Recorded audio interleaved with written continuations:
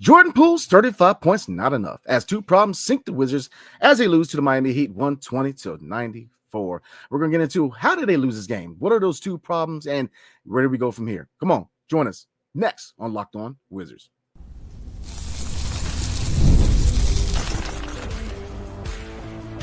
You are Locked On Wizards, your daily Washington Wizards podcast, part of the Locked On Podcast Network. Your team every day. What's up, everybody? It's your boy Brandon Scott again, aka BScott, credentialed member of the NBA media and longtime podcaster for here at Locked On Wizards with my guy AB Abdullah. That is, obviously longtime Wizards fan, man, but he's doing his thing with Wizards and Washington Commanders content. So we are your hosts tonight. Now, Jordan Poole, 35 points, but it was not enough tonight, AB, as the Wizards do lose to the Miami Heat 122-94. So I saw two main problems tonight why they lost this game, and two problems they need to fix heading into the offseason. So we're going to get into that and look at, chop it up and get into comments at the end like we always do, guys. But like I said, a lot to talk about. Talk about the defense, the offense, the turnovers. A lot to talk about tonight. So let's get into AB. Again, the Washington Wizards do fall 122-94 at home against the Miami Heat. Jordan Poole. It was a one-man pool party. There's one guy in the hot tub today, man. Like, it was 35 points by Jordan Poole, and the rest of the team did struggle. And I got two reasons why they did struggle. But before we get into my two reasons, AB, we know what it is. They lost to Miami, but if you can find some positives, man, what were some positives, man? My boy, Tristan, TV, 14-4-1. Even in an effort where he was 6 for 13, the off night from him, still being the second leading scorer of this team. Again, when given opportunities, and I get it, it's garbage time, but he's still going out there and producing. And again, I always talk about taking advantage of your opportunities, and I legit can't wait, especially if they bring in another big to compete in this offseason, to see how he flourishes going into his another season with this young team. And it just, at the end of the day, JP, obviously 35 points. This is kind of like the Bradley Beal of the Wizards not too long ago, where it was just him and nobody else. But overall, it's hard to find a lot of positives considering the fact that this is the third game in a row the Miami Heat just held the Wizards under 100 points. I mean, again, Terry Rozier, always a Wizards killer. So it was just effort off the glass. It's kind of hard to find a lot of positives when it's that type of effort. And I get it. It's a losing season, but you still want to go out there and show there's fans out there watching the game at Cop One. So show them a reason why. But tonight, it wasn't the Wizards' night, man. I love it, man. AB, you kind of alluded to my first point. Two main issues that I've seen from this team as of late, man. Number one, defensively, total lack of intensity. Total lack of intensity. I mean, and we kind of talked about before the broadcast, man. This wasn't even like a good shooting night for Miami, and they still allowed them to score 120 points. If you look at their shooting numbers real quick, they shot 50% for field goals, so I mean that's pretty good. But I mean, 3-point percentage, they shot 28%. So they exceeded the energy. Lack of intensity on defense, man. Total lack of intensity. I mean, they were able to drive the lane. They were able to, what I say all the time, Lord have mercy, AB. How do you beat the Wizards, man? Fluent ball movement. That's it. Like, this was hard to watch because there was zero intensity, man. Zero intensity on defense. They allowed them to do whatever they want. I mean, I can get in there deeper, but what's the point? There was no intensity. That's the problem. I mean, there's no fight, no nothing. You did see Jordan Poole and Marcus Smart kind of talk to people on the sidelines, talking to AJ Johnson. I believe tonight. Matter of fact, I'm tripping, man. Before we really get into everything, tonight Jordan Poole did break a record. He broke the single season record for 3-pointers in a season, breaking Bradley Beal's record, man. So, like I said, shout out to JP13 driving 13 points, but also breaking records, man. I'm telling you, he played at all-star level. So we're gonna kind of get in deeper to that, but get back to the point, man. The intensity just is hard to watch. Total lack of intensity. No dog factor. Nobody had any fight in them. They allowed them to do whatever they wanted. They had no fight. Offensively, AB, stagnant. I mean, the offense is stagnant.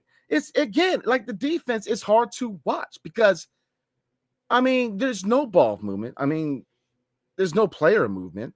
Nobody moves without the ball. It's 4 guys on the perimeter, 1 guy in the paint. 1 guy comes up, sets the same old pick, and then they do a pick and pop or a pick and roll. Or they set another pick, try to get them open. There's no imagination to it. It's not hard to defend it. It's stagnant. It's no creativity.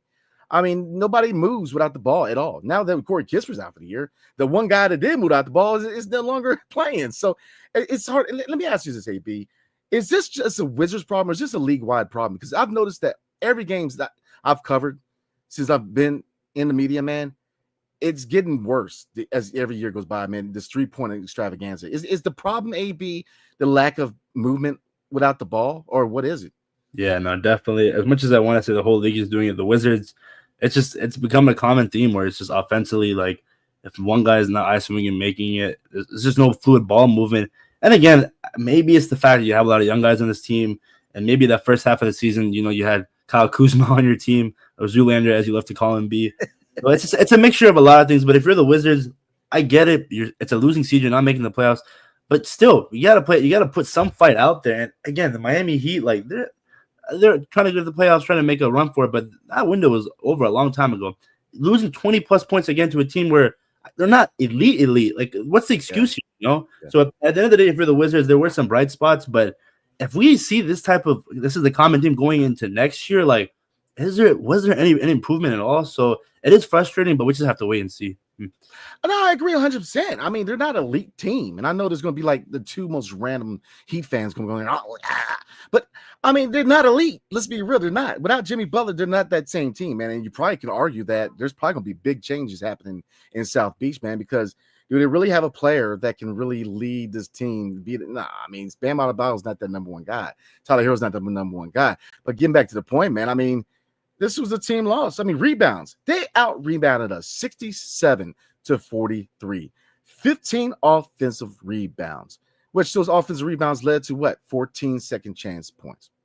I mean, points in the paint. AB, they gave up 68 points in the paint. What's the excuse? Alex Sarr is playing. Like, I can't roll with the excuse that, oh, they're just young. They're figuring it out. No, the biggest thing we've been trying to sell is culture the last 2 years, which is what? Playing hard, playing to win. You need to show some fight. Being young and being inexperienced is not an excuse. Any level, whether it's AU to daggone rec ball, you don't want to see anybody lose and get blown out like that. We were talking about this when they gave up 162 points. It's one thing to lose, AB. Look, there's a clear talent gap against most teams in this league. Let's be real. They're very young, inexperienced.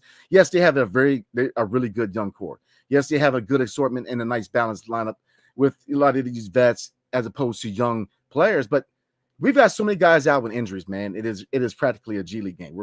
It's practically the Capital City Go, which is all right. I mean, look, I like seeing what Kobe Jones can do. I like seeing what Vucevic can do because he had a pretty good game. I mean, I like seeing what these young guys can do. AJ Johnson's going to be a star. That's 4 guys that we were able to hit on in the 2024 NBA draft. Now, obviously, AJ Johnson was drafted by Milwaukee, but young players can't be draft picks. You got 4 guys who are legitimate contributors in the future in a weak draft. So I'm just saying. But we got to get back to culture, man. And you can tell the BK's on the sidelines is fuming. You can see smoke coming out his ears, man. I mean, JP's trying to do his leadership thing and trying to rally these guys. Marcus Smart's trying to get in there. And look, man, Marcus Smart's hurt. That finger, I don't know how long he's going to last with that finger, man. You could tell. Let me ask you, AB, at what point do you sit Marcus Smart? What are we doing? I mean, if we're really trying to do this youth movement, aka tank job, why damage him? I mean, the finger it's a problem. What are you thinking? Yeah, no, definitely. It on one side, it's awesome that Marcus Smart, even with the injury, is still trying to go out there and prove why he belongs in the NBA, that he's not washed and playing on a losing team. So many young guys. But the other side, you got to be smart. If you're Will Dawkins, this is a guy that you potentially could move. Why risk injury? Again, time and again, you're a losing team. Why risk it? Play the young guys and just keep on moving forward and let him heal. I just think there shouldn't be any sense of urgency of just putting him out there because, again, you're not making the playoffs. Is there really any reason to put out your vet like that when you have young guys who you want to figure out where they fit in on this team to make that contending roster? Yeah, I'm with you, man. And like I said, there's some toughness. I mean, Jordan Poole's tough. I mean, he hit the floor in one play, looked like he almost slid in a couple of fans, and he clearly in pain, and he continues to show a lot of toughness. And it's been the same thing with Marcus Smart. I mean, the fact that Marcus Smart is playing through that injury, man, which I believe is on the shooting hand.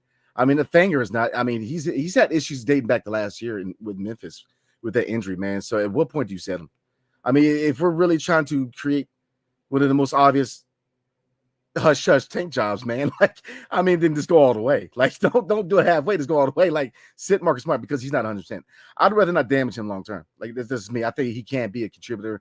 And if you look at it through the lens of trade value, the value ain't going up with if you damage his finger. I mean, I'm saying the finger's not 100%. You see it. He took the brace off of it a few times. It's not 100%. So that's kind of where I'm at. There's many reasons why we lost this game. I mean, they did whatever they want, and the list goes on. The largest lead was 29 points. I mean, points off turnovers, 23 points off turnovers. So we had 18 turnovers. So they actually beat us in turnovers, believe it or not. But I mean, they just capitalized. 68 points in the paint.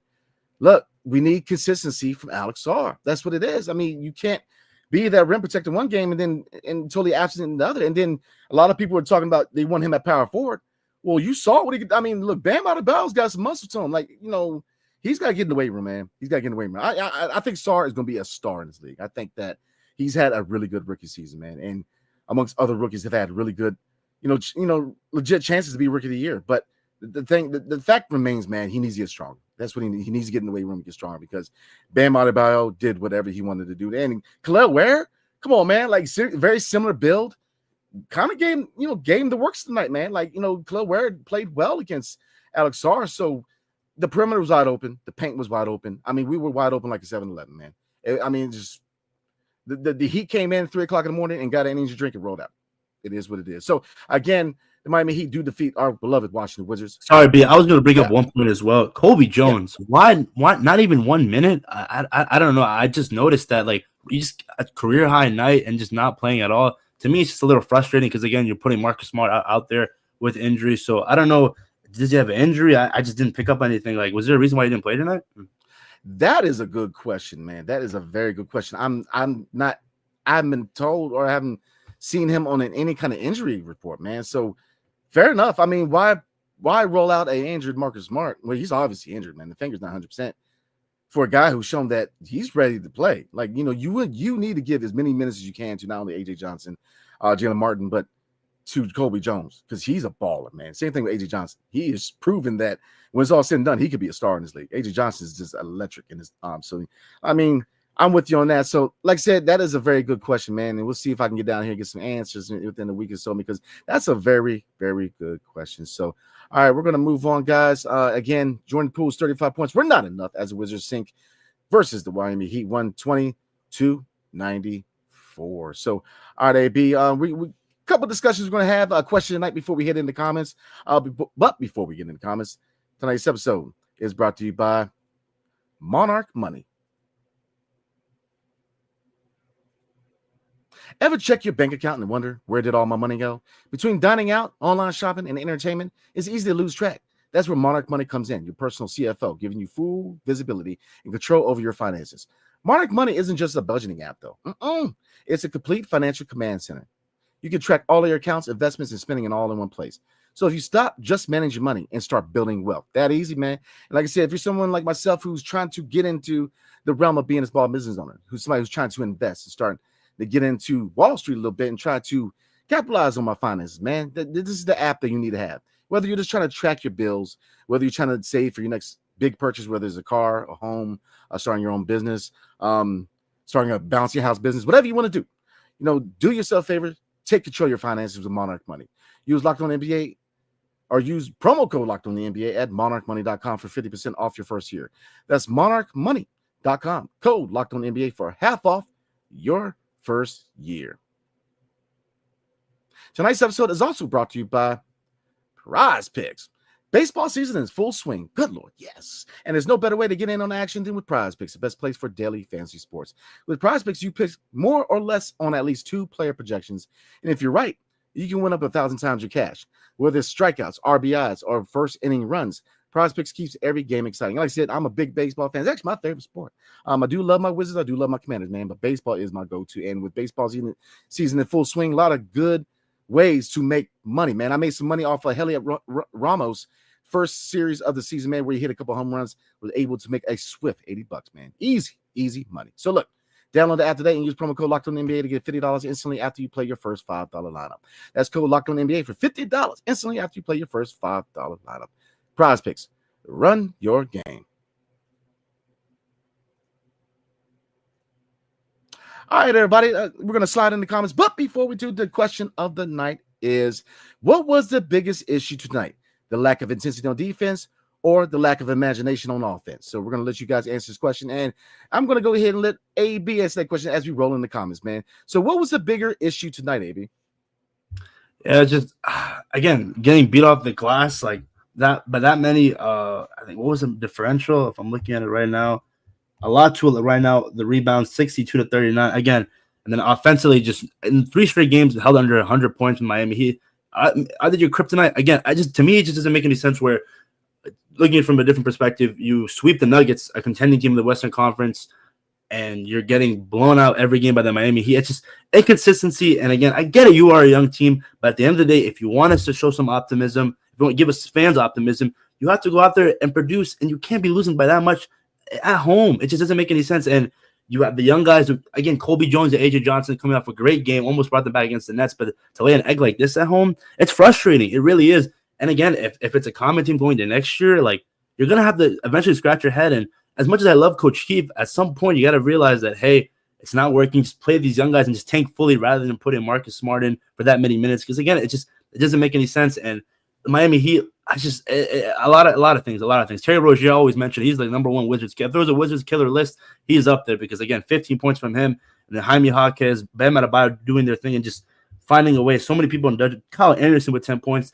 It is completely frustrating. But at the end of the day, you better hope the Wizards find a way to improve because again, the lack of D&DC, the rebounding, you can't have that in year 3 because we expect in year 4 to make that plan. And you talk about it, and I agree with you. We better see some improvement.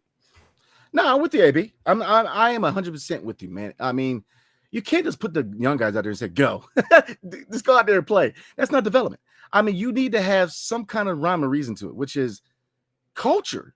You need to play to win the game. You need to have a hard-nosed approach. Defensively, I mean, the lack of intensity is insulting. I mean, why should fans show up if you're not even going to try? Like I said, Jordan Poole did his thing, but that is the standard with Jordan Poole. Like, he's shown what he can do. That is the standard. 34 points, man. I mean, he's had an all-star campaign. So Jordan Poole did his thing, man. And you see the leadership with him and Marcus Smart on the sidelines, man, because it seems like we have about 7 to 10 guys in street clothes. I mean, like I said, we're dealing with a lot of injuries. And like I said, nobody can help it. It's nothing against the guys on the bench, man. Like I said, I'd love to see Corey Kispert on the court and be cool, man. But like I said, they get help injuries, man. But so I'm not hyping on that. But I mean, the intensity. Look, being young's not an excuse. Like, you still got there and play. Like, you need to show some kind of intensity, some kind of care. Like, they allowed Miami to do whatever they want to do. And they're nothing against Miami. Miami's not a scrub, but they're 9th in the East. But I mean, they're not a team that's really got a serious claim to any kind of Eastern Conference supremacy. I mean, they're not going to win the East. Let's be real. Unless you're like a hardcore Heat fan, I think most people that know ball know that Miami's probably not. If they make it to the playoffs, you're not going to make it past the first round. Let's be real. I mean, if they can prove me wrong, all the better. Whatever. But I mean, they were not that elite to do whatever they want on the level they did against Wizards. I mean, we got to get back to culture, which is you want to play hard play to win the game. Even though there's a talent gap, you still played to win the game. That's why you play this game. If you're intent on just losing, let's just chalk it up. Give them the rest of the loss, man, and just forfeit it. Because you got to show up. If the people that serve the drinks on the sidelines got to show up, you got to show up. If the guy that wipes the sweat off the court has to show up, you got to show up. I mean, I'm just saying, the guy that checks your IDs and checks your tickets on the way in has to show up. You got to show up. So it's another game like the 162 game loss, man, where it's like, where's the care? I get it. You're tanking, man, but good Lord. I mean, you think we're going to just magically get better next year because we're just magically going to progress? No, it takes it takes a mind frame to get better in this league, man. You got to have that mentality, and not everybody has that mentality, and that's the problem. So, let's see. Igor Lachinkov, how you doing, man? It says, as crazy as it is, trade below and extend Poole long term for like 5 or 6 years, and get 1 first in the second rounder for him. 2, AJ Cool just needs to hit the gym more. Keep Chris Trey smart. I mean, let's dig into this, man. AB, I'm gonna let you go ahead and react, man, and I'll get into my spill. I again, like, all this trade talk, all this scenario, to me, it's just whatever this front office. I think it just all depends on what happens with this draft coming up in this draft lottery. I think if you somehow get a guard in Bailey, or sorry, I was confused too. My bad, B. It's all good. I'm bamboozled by this comment, but to me, like, for the Wizards, whatever they do in this front office, the direction of getting this top 5, and maybe potentially trade back into the first round, it is what it is. But seeing stuff like this, like, why trade below? Again, we had an early jump in year 2 and year 3. I think he's going to take that stride offensively, and if he doesn't, then you can make some crazy claims like this. But like, it is too freaking soon to trade Bilal Coulibaly because you see the defensive upside, and potentially if you get Cooper Flag, him, Sarr, and Bilal, like why trade Bilal? To me, it just doesn't make any sense. Like again, the team's losing, I get that, but to trade one of your young potential stars in this team, it's blasphemy. I'm sorry.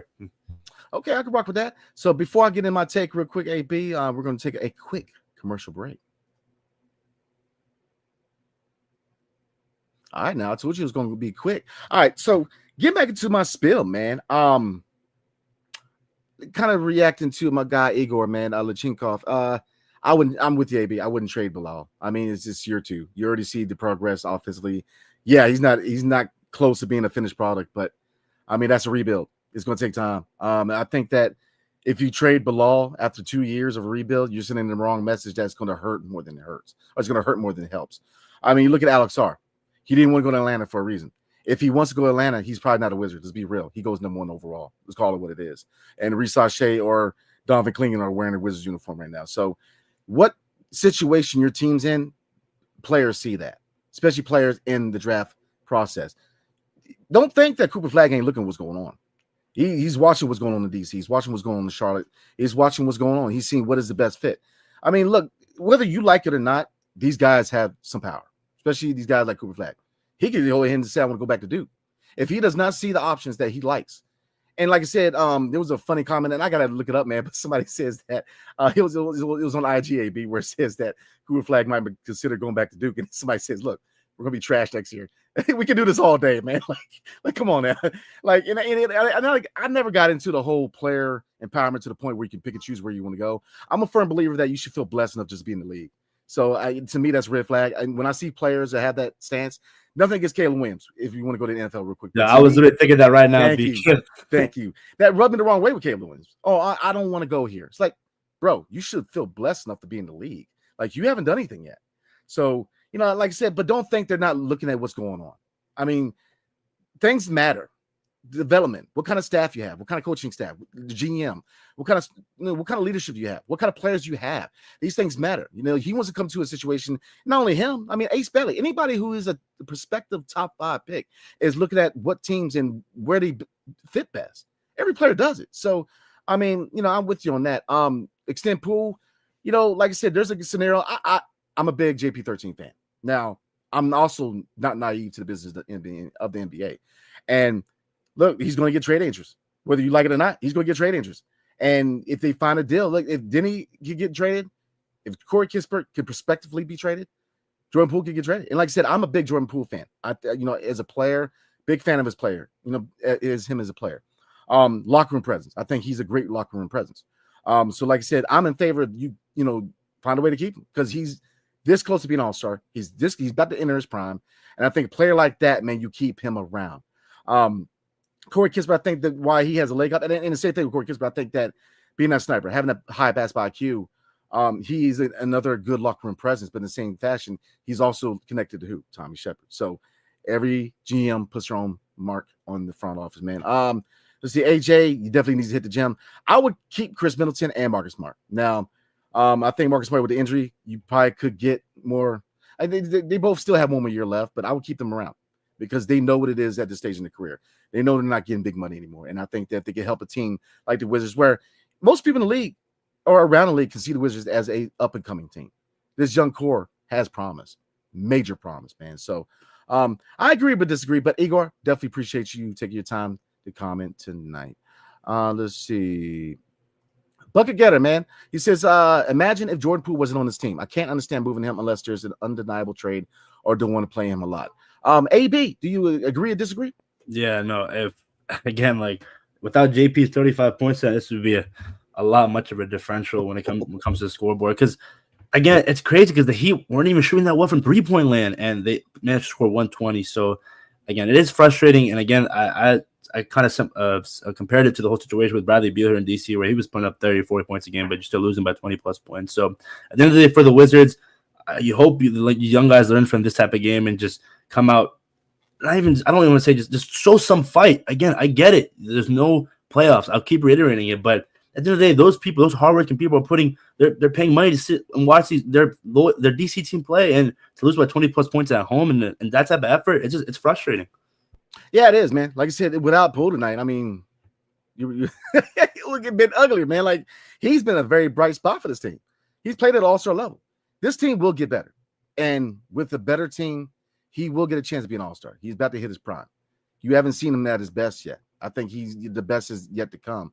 I think you keep a guy like that around. Now, like I said, someone who knows the business of the NBA, there's a scenario where they could trade him. But like I said, if it's up to me, I would keep him. Because like I said, you keep a guy who's about to enter his prime, a guy who's an all-star level talent, you keep him around, man.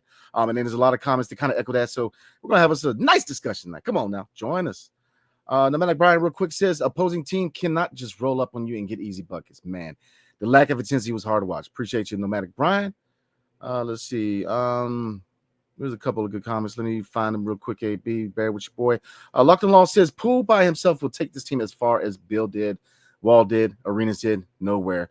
Real quick before I get your take, AB, I gotta agree. You gotta get him help. Like you said, you gotta get him help. Bill, Bill. Yeah, I mean, I think it's different with Bill than Wall and Arenas because Wall and Arenas were both the de facto alpha dog of the team. Like, it was Wall's team. It wasn't. You want to say that it was like a co-captain team, but no, this was John Wall's team. It wasn't Bradley Beal. And like I said, I get it. You either love Bradley Beal or don't. He wasn't the number one option. So he did kind of have help. I mean, KP, you had Kyle Kuzma, which Kuz has shown what his place is on the team that wants to compete. So I think the problem with Bill was that he was not the number one guy. I mean, he was a guy that looking at the Bill era, he was a complimentary piece. Him and Wall were a money backcourt. The big thing with Wall is they never made that. They should have went out there and got Clay in the draft, or they should have went out there and traded for Paul George. And Arenas, they never found that dominant big. Brendan Hayward won the guy that they needed. And I like Brendan Hayward. Shout out the guy, UNC, man. But they needed more than Antoine Jameson and Caron Butler. And they probably should have held on to Larry Hughes. I'm just saying. So I agree. He does need help. AB, what's your take with that, man? No, definitely. I agree. I always reiterated it. Bradley Beal was never going to be will never be number one option on a championship team. And again, how it's happening in Phoenix, I mean, I wouldn't be surprised if he's going to want out there soon. Phoenix is falling apart, but that's besides the point. John Wall, yeah, I agree with you, B. That it was his team. He was the face of the city. He really brought energy back into the city. It was the reason why I started watching the Wizards, one of my favorite players of all time, and I always have respect where respect is due towards him. Gilbert Arenas, as much as people want to talk about the whole in the locker room issue and the Second Amendment, I just feel like with him and being able to ball out there on the court, it just, again, bringing life to DC. And it's tough because this team only has one championship, and that was in the 70s. And with those guys like that, they brought energy back in the city. And if we don't give JP any more help, it's probably going to be one of those guys where he put up 30 points a game. But again, is there really any meaning if you're losing by 20? I mean, I agree. I think you get him help. And then where does the help come from? Two ways. Number one, you grab that guy. You grab that next scorer in the draft coming up. Top three guys can score. Top three can score. Dylan Harper can score. Ace Billy can score. Cooper Flag can score. If you want to go deeper, VJ Edgecombe can score. Trey Johnson can score. Go get another score. Also, after year 4, when you make that plan, year 5, take some of these picks, take these second round picks, make that Donovan Mitchell type move. Go get that one guy. That's where you get the help. Go out there and make that big acquisition. The acquisition we should have made with John Wall and Bradley Beal, going out there and get, Paul George. I thought Paul George and John Wall said, go get Paul George. John Wall said, go get Klay Thompson. And I guess Ernie Grunfeld was asleep. I don't know what he's doing, but they never got him the help he needed. Otto Porter was not the third head of a top 3 in DC. Let's be real. They should have let him walk to the Brooklyn Nets. I believe it was the Brooklyn Nets who that offered him the deal when he was a restricted free agent, and we matched the deal. It's like, good Lord.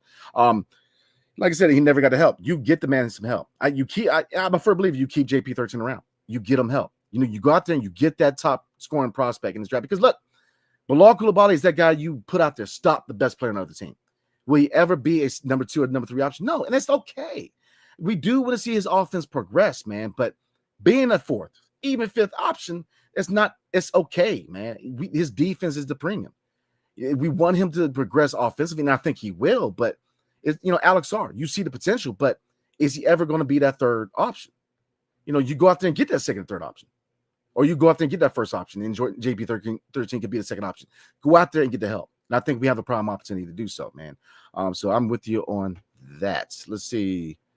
And Jay Money, man, says the same thing. JP needs help like John Wall had Bradley Beal. This is his team unless we get flagged. Absolutely. I agree 100%. I think that Jordan Poole has done enough to warrant the keys to be that guy. Add talent. Don't subtract. Like I said, you add to what we have. You don't have to necessarily subtract. Corey Kispert, yes, because of the connection to Tommy. I think that's going to be a big reason, but I would be mad if they kept him. So let's see, guys. Igor Lachenkov's got some good comments, man. Let's see. He says, I wouldn't draft Queen. Not proven talent for real. Good player for the bench. We need a high IQ shooter and willing to grind in this year's draft. Improve coaching staff too a little more. AB, you agree with that? Nah, I love DQ's game, and again, maybe you can say him not being 7 foot is a little concerning, and defensively he might not be as polished, but I think offensively he's proven it, man, and he's young and he can definitely learn. And if we can dream case scenario pair him with Cooper Flight, that'd be awesome because they played at Montverde together. But whoever the front office rolls with, I have full confidence that they can definitely develop them. Because again, last year you hit all three draft picks in a weak draft class. So with a stronger draft class, I expect Will Dawkins to go full on cook mode. Yeah, I agree, man. I agree 100%. So we're going to knock out a few more comments real quick to add to the discussion. Pull the ball. Got some news for us. Kobe Jones was assigned to the Go-Go for the playoff game. Okay, that makes sense. The Go-Go are in the playoffs again. So there's something cooking down there at the Capital City Go-Go, man. They're a good organization. See, that makes sense. That very much. Thank you. That's huge. Because I was concerned. Like he just came off a career game. Like why isn't he playing 1 minute? Yeah, I'm with you, man. And get back to Lachenkov, man. Derek Queen, when you look at the NBA through the realm of what the modern day power forward is, I get it, but you still have guys in the league who are still those traditional guys, those guys who in the paint. His footwork and then what he can do in the paint are some things I do like about Derek Queen. I think he can definitely fit next to Alex Hart, but but on the flip, the flip side of the coin, I get why you wouldn't be a fan if you're looking at it through the lens. Does he fit that mold of the modern day power forward? I get all that because if you look at Bam Adebayo, similar build. Bam Adebayo has the ability to stretch the floor and he still be money in the paint. So I kind of see what you're going with that. My guy Igor also says, great Orioles open today win, y'all. I'm with you, man. That was 6 home runs in Toronto. Come on now. And then I gotta check the Nats, man. But the Nats are in Toronto today. And last time I saw James Wood and CJ Abrams hit a couple home runs, man. So hopefully my Nats, man, get the win in Toronto today. All right, so this is to see. We got a couple from Pulabali. We're gonna call it a night. Real quick, guys. Jay Money says Bilal probably won't be a star, and I want him to be. Give him some time. Be cool is a baller. He's gonna put the work in this offseason. Look, you heard it here first from me and AB. You will see significant progress in year 3 with Bilal Coulibaly. You will. I'm trying to tell you. Just give him some time, man. Give him some time. Coulibaly says Biku is comparable to OG Anunoby. Absolutely. Hopefully they attach Kispert to later first to jump back in the lottery. And like I said, this will probably be our last discussion before we roll out. But I actually put an article out in Sports Illustrated and through the newsletter through Locked On. So check that out. And it was talking about I believe it was Sports Illustrated, not in Locked On, but I will be putting out on Locked On's newsletter tomorrow, guys. So definitely be on the lookout for it. But I'll actually put the link in my SR article today. So definitely check that out. And it talks about what would it take to move back into the lottery. And you got to take into account several things, right, AB? Number one, we moved back to this lottery last year and it cost us Denny Avia. And that was a weak draft. This is a loaded draft. They're going to require a lot more. So, it's going to take a lot more to move back in the lottery. It's going to cost you Jordan Poole. It's going to cost you Corey Kispert. It's going to cost you a first-round pick or a pick swap. It is because this is a loaded draft. Like I said, if you had to cut sling load with a player like Denny in a weak draft, in a strong draft, you're going to have to give up, man. So realistically, and I'm going to ask your take about it, AB, but to me, if I'm an opposing GM, I'm asking for a first-round pick. I'm asking for that Memphis Grizzlies pick. I'm asking for a pick swap, and I'm probably going to take Jordan Poole off your hands because this is a loaded draft. I'm not giving up a perspective, a key piece of my team going forward for nothing, man. They're going to have to pay to play. Like, you're going to have to really earn it to get back in the lottery. So is it impossible? No, but GM, let's say you're an opposing GM. I think I asked you this before, but realistically, what would the Wizards have to give up to get back in the lottery, AB? As much as I love JP, man, you brought it up. It might have to trade JP. And again, if it's all going to come down in a couple of years where some of these guys, the young cores, won't be part of the future because there's just so much talent on this team. And if you generally think you go with a Bailey and you want JP, you don't think JP is going to fit here alongside with him, and you've seen the max of JP, even though I still think there's way more upside with him in the future, and he's only 26 years old. If you think the trade package is just too big to give up on, then I say you trade him. But if not, I have full confidence you don't have to trade JP. But that's what's going to take, trading a guy like JP. I think Corey Kispert isn't going to attract too many teams. Again, like a role player that can spot up and move around. But JP is the guy that can definitely take that jump and help that team become I wouldn't say contender, but definitely make him a better team. So I think Jordan Poole would be that key piece. Would I want to happen? No, but would I be surprised? I don't know. Again, this draft coming up is the players are way more valuable compared to last year. We give up Denny Avdia, so it's going to be interesting to see how this plans out. Yeah, I don't see Jordan Poole going anywhere. Poole Body kind of brought it up. Michael Winger. Yeah, I know this straight up from the horse's mouth. Michael Winger and Will Dawkins are fans of Jordan Poole. I mean, not that they wouldn't trade. Look, Will Dawkins he's not against making a deal. Let's just make that clear. Like, there's no favors here, man. Will Dawkins has shown that he is going to be aggressive, but you don't trade and it's my humble opinion. You don't trade a guy who's about to go into his prime, who's playing at all-star level. You don't trade that guy. You keep him around. You add to that. We have the core, we have the veterans, we have Jordan Poole. I think you add. You don't subtract. Especially you add a guy. You add a guy in this draft coming up who can be another scorer, and you go out there and get that marquee guy. You add. So, we'll do one more. We're going to do a couple of rapid fire real quick and then call it night, guys. Shook Biz One says, just popped in to say, Locked on Law, what's up? BScott, Pass the Whiskey. AB, what's up? What's good, Shook Biz One? How you doing, man? And then it's going to be the last one. This is Johnny Halevi. How you doing, man? Says, what's up, man? How's it going? Ain't nobody going to get you back in the lottery for less than SAR. I mean, yeah, that's what I'm saying. It's going to be hard. It is not going to be easy to get back in the lottery, man. Like I said, it's going to take a little bit to get a little bit, man. So, all right, everybody. Like I said, I definitely appreciate everybody rocking with us. And like I said, we got some games coming up this week. So let me pull up the schedule real quick, guys. So bear with me. Let's see. All right, so we're gonna give you an itinerary for the rest of the week. When the games happen, guys, real quick. So bear with your boy real fast, man, as I pull it up. So apologize. Internet's tripping today. All right. So, all right, guys, for the rest of the week, come on now. All right. So Wednesday night, we have the Sacramento Kings in Cap 1. And then Thursday night, we have the Orlando Magic. And, of course, the last home game of the year will be April 9th against the 76ers. I will be there doing the media thing. So I will be in the press conference getting those questions and answers for you guys. So definitely appreciate everybody. So that is a turn for the rest of the week. So, all right, everybody, we're going ahead and call it a night. So hail to the Wizards and peace. And we will see you guys tomorrow night where we do a preview for Wednesday night's game.